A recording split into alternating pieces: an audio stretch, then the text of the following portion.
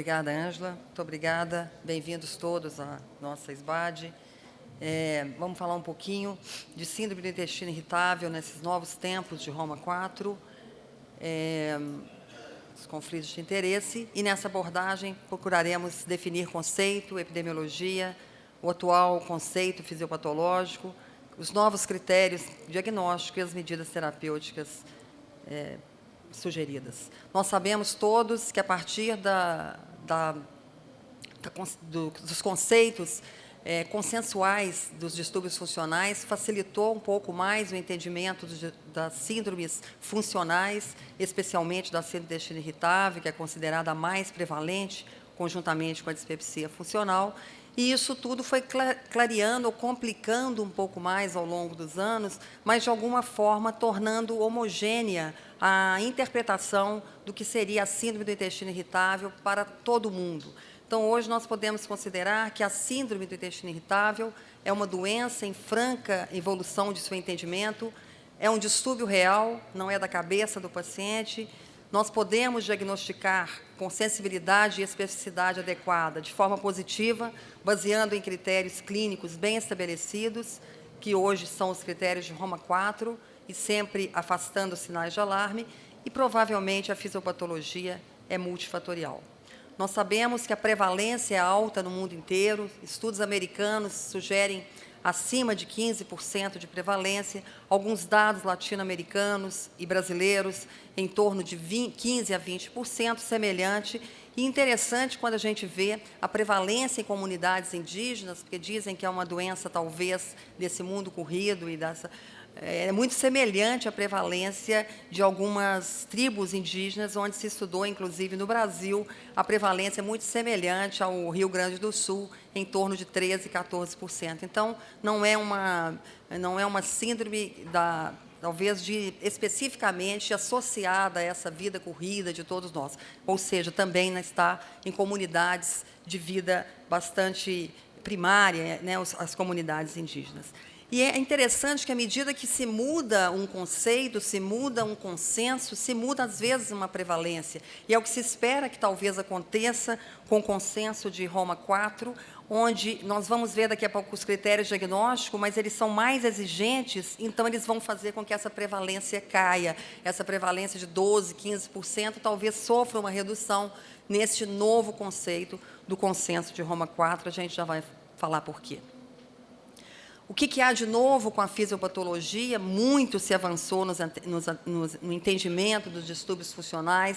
Obviamente, não são esquecidos os fatores psicossociais e de estresse. Nós que trabalhamos sabemos que esses pacientes têm um componente importante nesse aspecto, mas surgiram algumas alterações bastante interessantes, como fatores genéticos. Hoje existem os marcadores genéticos, uma maior concordância em gêmeos univitelinos, a sinalização imune neural, o eixo cérebro-intestino, cada vez mais falado, inclusive denominado pelo consenso de Roma 4, como doenças da desorganização dos dois cérebros, e, especialmente, poderíamos dizer, alguns fatores dietéticos antes não tão associados à fisiopatologia e alteração da microbiota, que vieram também ganhar um novo conceito neste novo consenso de Roma 4. Então, assim está descrito no consenso de Roma 4, dos fatores genéticos, dos fatores ambientais, os distúrbios que nós já conhecemos, motores, de sensibilidade visceral,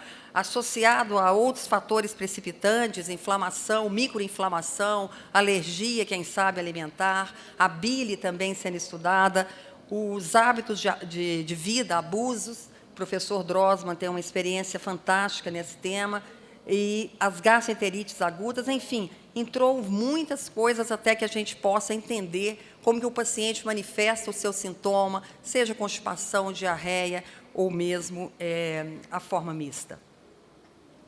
Sabemos que, possivelmente, tratamos um grupo que tem alterações, visto que Esse diapositivo nos mostra isso. Aqui, pacientes, por exemplo, como uma retocolite em atividade, uma retocolite em remissão. Aqui, os pacientes com síndrome do intestino irritável e aqui controle em termos de número de imunócitos na mucosa, mostrando que existe um subgrupo que talvez tenha um componente orgânico bem definido e que a gente ainda não consegue, com a propedêutica que nós temos disponível, identificá-los na nossa prática diária. Então, eles ficariam ali num terreno meio arenoso entre um doente inflamatório típico e aquele com intestino irritável, ou seja, com distúrbio funcional. A microbiota, como nós dissemos, tem sido muito estudada, já se consegue diferenciar alguns padrões bem característicos de pacientes com intestino irritável da forma diarreia, diferenciando-os daqueles voluntários saudáveis e, possivelmente, também seja uma questão importante do desencadeamento dos sintomas.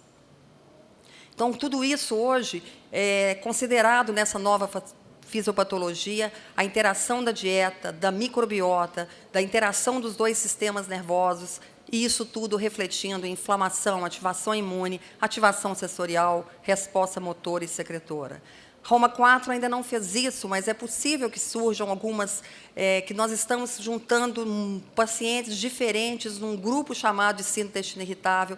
Quem sabe, no futuro, essa não é ainda o Roma 4, a gente vai ter que dividir esses pacientes ou separá-los em aqueles que realmente possam ter uma desbiose importante, uma microinflamação, daqueles que realmente a gente não encontra nenhum fator de nenhuma alteração que seria realmente aquele funcional puro. Aqui a gente chama atenção, tanto na Gastroenterology como no livro, vejam as desordens funcionais por Roma 4, desordens da interação do cérebro com o intestino, denominado um subtítulo desses novos, nesse novo consenso. O que há de novo, então, alteração no critério, como a gente disse, esse é o critério de Roma 3, vejam, referência de 2006, 10 anos antes, dor ou desconforto, 3 dias por mês, pelo menos, associada a esses fatores. Vejam o que mudou. Não mais se considera desconforto. O paciente deve ter dor para a gente falar que ele tem intestino irritável. Pelo menos uma vez por semana. Por isso, ou seja, nós vamos excluir aqueles que têm desconforto e ele vai ter que ter mais sintoma, mais vezes por mês. Então, cai a prevalência, como a gente já comentou.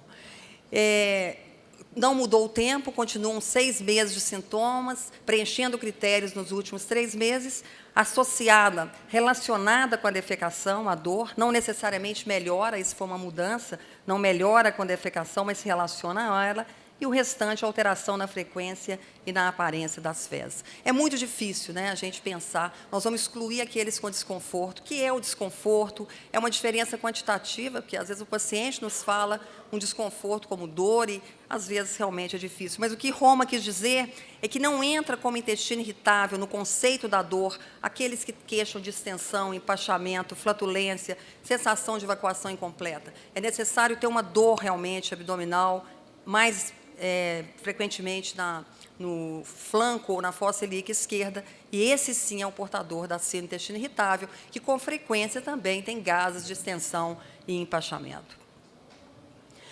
Algumas coisas reforçam o diagnóstico da síndrome, nós sabemos disso. A cronicidade dos sintomas, a estabilidade desses sintomas, que não se alteram ao longo do tempo, pelo menos com preocupação, não aparecem sinais de alarme.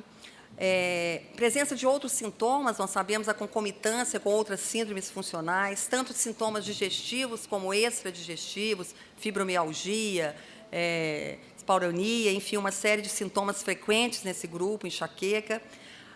Um padrão muito variável do ritmo intestinal, especialmente na forma diarreica. A urgência defecatória também na forma com diarreia. E os fatores psicossociais que ficam muito evidentes. É claro que é um critério subjetivo, mas reforça o diagnóstico da síndrome do intestino irritável.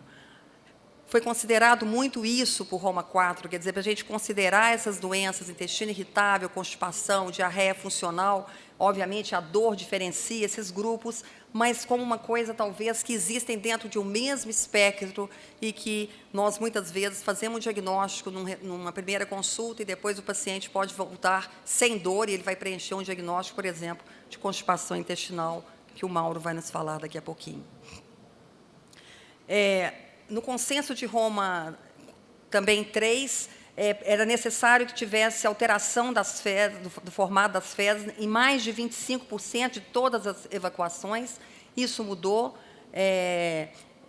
Mais de 20% apenas das evacuações anormais, o tipo 1 e 2, que são as fezes em síbalos, quebradinhas, constipação, o tipo 6 e 7, fezes amolecidas ou líquidas, preenchendo a síndrome do intestino irritável com diarreia. Então, ficou mais fácil um pouco da gente pensar que tipo que a gente coloca o paciente, ficou menos rígido esse critério. Os subgrupos são muito frequentes, depende de cada área, de cada experiência individual, e os trabalhos são variáveis. Vejam como que varia essa porcentagem de constipados, de mistos e de forma diarreica, ou seja, nós não temos uma prevalência maior, talvez com uma tendência à forma com constipação, talvez até por um engano no diagnóstico diferencial entre a constipação funcional, sem dor, e a síndrome do intestino irritável com constipação. Esse é o algoritmo do Roma 4, que a gente deve realmente basear na história clínica, nos critérios propostos, no exame físico sem alterações, sugerindo exames laboratoriais mínimos e colonoscopia e outros testes somente de forma bastante individualizada. Lembrando que os sinais de alarme não são indicativos necessariamente de que a doença não é orgânica. Isso existe em vários estudos hoje, até contradizendo esses sinais de alarme, mas eles nos dão uma direção. O paciente sem sinais de alarme reforça o diagnóstico e, com sinal de alarme, reforça a indicação de uma propedêutica mais extensiva. Os principais diagnósticos diferenciais, a gente sabe, difícil, às vezes, uma colite microscópica, um supercrescimento, uma sobreposição com uma intolerância ao glúten ou a hipersensibilidade ao glúten e as intolerâncias alimentares. Será que o paciente deixa de ter intestino irritável porque ele tem uma intolerância à lactose associada? Muitas vezes ele não melhora totalmente os sintomas e continua com sintomas da síndrome, embora melhore um pouco alguns sintomas diante da restrição. Vejam esse estudo, também desse ano, de Ivni, da prevalência de doença celíaca em pacientes com síndrome do intestino irritável. É bastante baixa, embora se sugira que nós devamos rotineiramente realizar testes para excluir doença celíaca em pacientes com intestino irritável. Talvez isso vale mais só para a forma com diarreia, porque nós vamos fazer muito teste para muito pouco diagnóstico. Então, precisa de ter sintoma de alarme, precisa de a gente pensar, e na forma diarreica, a literatura ainda concorda que a gente deva fazer pelo menos um marcador. E aqui são dados americanos de estudos com doentes celíacos, e também é baixa, mostrando que talvez a hipersensibilidade ao glúten, essa síndrome que é difícil também diagnóstico na nossa prática, mas ela é muito mais comum nesses 2 estudos americanos, em pacientes com síndrome, do que a doença celíaca propriamente dita. Então, o que eles consideram que locais onde a doença celíaca tem uma prevalência muito pequena, não deveria ser feito rotineiramente esses marcadores. O screen é custo-efetivo quando a prevalência for maior do que 1%. Foi também muito dito, e isso é um estudo vindo principalmente do grupo do professor Camilleri, de Rochester, da excreção de ácidos biliares em pacientes com síndrome do intestino irritável, principalmente na forma diarreica, associando principalmente a um trânsito rápido e a esteatorreia. Então, alguns pacientes com síndrome do intestino irritável realmente nos falam que tem umas fezes que, às vezes, ficam boiando no vaso, ou são mais brilhantes, que sugerem gordura, e isso pode acontecer independente dele ter uma má absorção verdadeira, parece explicado por essa maior excreção de ácidos biliares, que a gente vê, às vezes, no paciente pós-retirada de vesícula, mas que podemos também, segundo os estudos de Camilleri, encontrar em pacientes que não têm alteração da via biliar e que têm vesícula. Os biomarcadores que chegaram com uma grande expectativa, talvez sirvam mais naquele diagnóstico diferencial, naquele grupo que a gente disse que precisa diferenciar melhor entre a doença inflamatória verdadeira e a doença funcional, assim como a lactoferrina e outras. E, recentemente, os anticorpos, principalmente antivinculina, estudados pelo professor Pimentel, de Los Angeles não têm sido replicados, ou pelo menos não têm mostrado que aconteça só em pacientes com intestino irritável. Então, ainda também não está disponível no nosso meio e talvez ainda tenha que ser mais sensível, mais específico, para que realmente justifique a um custo alto desses marcadores ou biomarcadores. Existem algoritmos que facilitam muito, isso está no livro, esse aqui está traduzido, que facilitam nossa condução até um diagnóstico, mas eu só queria chamar a atenção aqui. Vejam, os exames de screen, eles realmente sugerem que sejam muito poucos, que sejam individualmente escolhidos, que especialmente a calprotectina, os marcadores de doença celíaca, só em pacientes que realmente a gente julgue que isso será fundamental na condução do caso e no diagnóstico diferencial. Então, mais uma vez, Roma 4 propõe que seja baseado em critérios clínicos e nos sinais de alarme, ou seja, que continue, que a gente tenha tempo de ver esses pacientes e que seja um diagnóstico de inclusão e não de exclusão. O que há de novo em relação ao tratamento, mais uma vez, a gente sabe que a complexidade da fisiopatologia dificulta muito, nós temos poucos medicamentos novos para síndrome do intestino irritável neste momento, sabemos da resposta favorável ao placebo alta, e os sintomas às vezes melhoram, até dependente da relação que a gente tem com o nosso paciente, e depois voltam. Enfim, não temos realmente nenhuma novidade excelente para o tratamento da síndrome. Existe esse estudo do professor Malagelada, publicado esse ano, em que também está mais ou menos como Roma 4, onde a gente fala dos potenciais objetivos terapêuticos, a exclusão de alimentos irritáveis, a dieta baixa em FODMAP, a exclusão específica de alguns alimentos, como lactose, frutose e glúten. É interessante que grande parte dos pacientes associam seus sintomas à dieta, e grande parte desses pacientes excluem seus alimentos sem qualquer orientação, mas as dietas de exclusão realmente podem levar a uma melhora, seja por efeito placebo ou não, mas uma parte dos pacientes relatam melhor. O fato é que essas dietas de bom senso, onde se tira gorduras, frituras, café, não existem evidências embasadas na literatura, mas o paciente melhora, a gente respeita essa orientação e ela deve ser sempre feita, né, inclusive na exclusão de alguns químicos, de alguns chips, de alguns salicilados, enfim, se o paciente melhora com isso. Mas não existem evidências para isso. O que aconteceu nos últimos anos foi um entendimento de que os alimentos ou a dieta participa da fisiopatologia, não como um fator desencadeante, mas, de fato, fazendo a alta ingestão de alimentos contendo esses oligosacarídeos, disacarídeos e polióis, eles poderiam levar a sintomas de dor, de desconforto, num mecanismo que aqui não temos tempo de descrevê-los, mas que eles fariam parte da fisiopatologia dessa maneira complexa, interando com a microbiota, interagindo com... Enfim, que os alimentos realmente... Nós tivemos aqui em julho o professor William Shea, num congresso de doenças funcionais em Gramado. Ele talvez seja um dos maiores estudiosos hoje do papel da dieta na síndrome do intestino irritável, e é exatamente isso que ele colocou para nós. Então, existem alguns estudos mostrando o efeito da dieta pobre nesses alimentos, nos FODMAPs, mostrando, principalmente nesses estudos iniciais, uma ótima resposta em relação ao controle. Nós sabemos que é uma dieta difícil o paciente adotá-la, principalmente por longo tempo, mas é uma possibilidade, principalmente nos casos refratários. Esse foi um trabalho apresentado no DDW, o efeito da dieta pobre em FODMAPs em pacientes com síndrome do intestino irritável, e aqui eles mostraram que a dieta pobre em FODMAPs melhora os pacientes independentemente da dieta com glúten. Quer dizer, um grupo excluiu FODMAP e glúten, o outro ficou com a dieta com glúten normal e não houve diferença, então não justificando a retirada do glúten. Esse é um outro estudo também desse ano, mostrando uma comparação de uma dieta básica, NICE Guidelines, e com o FODMAP, mostrando que na melhora da dor e dos gases, essa dieta foi superior. Saiu agora uma orientação britânica, da Associação Britânica de Nutrição, sugerindo para nós que devemos fazer uma dieta de bom senso primeiro e só num segundo step, em paciente refratário, tentar essa dieta mais restrita, que seria a dieta do FODMAP. Vamos passar aqui. O tratamento continua super individualizado, E o que propõe o Consenso de Roma? Que nós temos que pensar na restauração da ecologia do microbioma, modificando substratos interlaminais.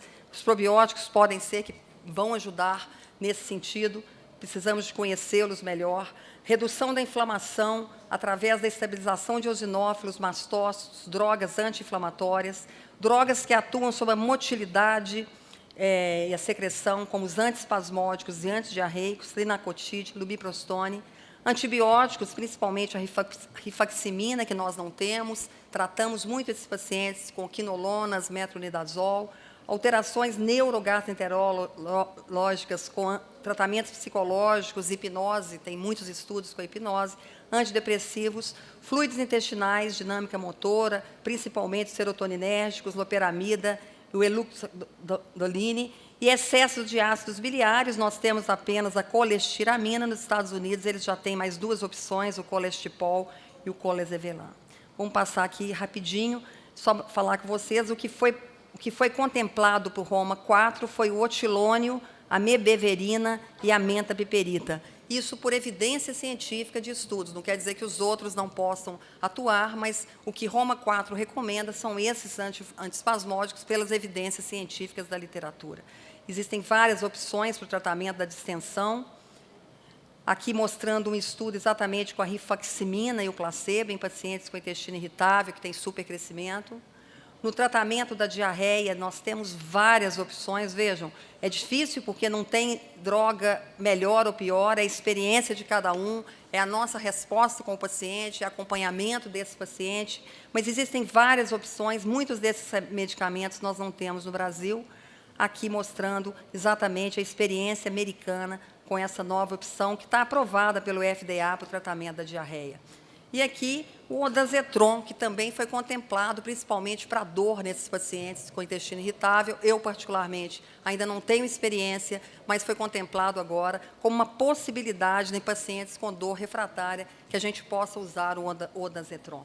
E vejam nessa palestra exatamente nesse trabalho do professor William Shea, onde ele sugere que a gente possa usar a losetron na diarreia, rifaximina no supercrescimento, o eluxadoline para diarreia, o lubiprostone e linacotide para constipação. Não temos nenhum desses no Brasil. Tá bem? Ainda não temos nenhum desses no Brasil. Quando a gente tem supercrescimento, microcolite, hipersensibilidade, obviamente, é um tratamento mais sofisticado e que a gente tem que fazer de forma individualizada, mas sempre pensar nessas possibilidades nesses pacientes mais refratários. Existem novas abordagens, não chegaram, né? Nós temos os mesmos remédios, não chegou nada de novo, mas a gente espera que realmente esses pacientes possam ter melhor, né, opções terapêuticas no futuro muito breve. Eu quero encerrar concluindo que a síndrome é uma infecção bastante prevalente, aparentemente de incidência crescente, embora saibamos que com os novos critérios essa prevalência possa diminuir. A fisiopatologia é muito complexa, envolvendo possivelmente componentes inflamatórios e autoimunes, tornando-se cada vez mais orgânica. A dieta parece ter um papel fisiopatológico importante, mas temos muito mais que estudar e aprender, e, especialmente, disponibilizar medicamentos. Eu não poderia deixar de encerrar sem fazer aqui a minha homenagem ao professor Jean Meizig, que exatamente um ano, na SBAD de Curitiba, dividimos uma mesa num sábado à tarde, onde ele estava apresentando um caso clínico e eu outro, e com essa nós fizemos uma homenagem ao Jaime, estaremos aqui fazendo o prêmio Jean Meizig, na terça-feira anunciaremos os ganhadores desse prêmio. Foi a forma que nós encontramos de homenagear esse grande amigo e colega que nos deixou esse ano. E terminar dizendo que Minas Gerais recebe todos vocês com todo entusiasmo. Muito obrigada.